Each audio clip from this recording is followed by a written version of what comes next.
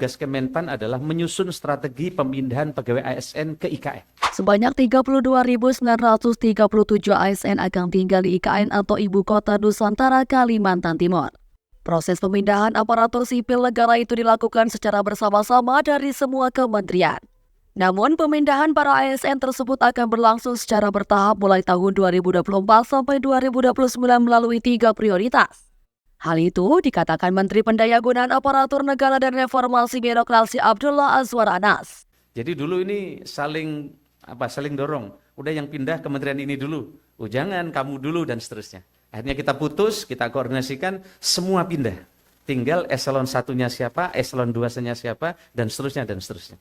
Lanjutnya menjelaskan jumlah ASN yang akan pindah dan tinggal di IKN dari 3 prioritas itu masing-masing di dalamnya sudah termasuk dengan pimpinan instansi. Mulai dari jabatan pimpinan tinggi, madya, dan JPT Madya. Kemudian jabatan administrator, fungsional, serta pelaksana. Jumlah ASN dari semua kementerian atau lembaga yang akan pindah secara bertahap itu totalnya mencapai 32.937 pegawai. Rinciannya untuk pemindahan prioritas pertama sebanyak 179 unit eselon 1 dari 38 kementerian atau lembaga. Jumlah ASN yang akan pindah atau tinggal di IKN mencapai 11.016 orang. Selanjutnya, pemindahan prioritas kedua sebanyak 91 unit eselon 1 dari 29 kementerian atau lembaga. Jumlah ASN yang akan pindah ke IKN ada 6.884 orang. Kemudian, untuk pemindahan prioritas ketiga melibatkan 378 unit eselon 3 dari 50 kementerian atau lembaga. Jumlah ASN yang akan pindah bekerja dan tinggal di IKN mencapai 14.237 orang.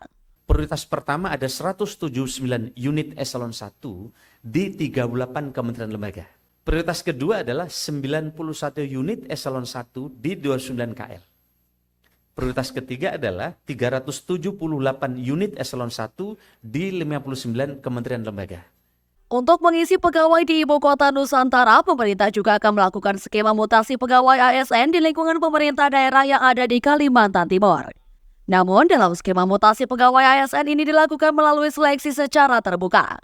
Seleksi tersebut bertujuan agar bisa merekrut pegawai yang berkualitas. Selain pegawai ASN yang dipindahkan dari Jakarta ke IKN, pengisian pegawai ASN di IKN juga berasal dari formasi CPNS khusus IKN tahun 2024. Selain itu, pemerintah juga telah menyiapkan berbagai rancangan guna mengisi pegawai ASN di IKN. Seperti pengisian formasi penerimaan CPNS tahun 2024 khusus IKN. Dalam penerimaan CPNS ini pesertanya dari semua provinsi di Indonesia. Namun akan ada kuota khusus bagi putra-putri terbaik di Kalimantan Timur. Menpan RB Abdullah Azwar Anas mengatakan, pemerintah memberikan kuota khusus lantaran khawatir peserta dari Kalimantan Timur hanya sedikit yang lolos. Kita sedang akan membuat kebijakan, persisnya nanti akan diputuskan di ratas, akan ada persentase khusus putra-putri Kalimantan di dalam formasi CPNS ini.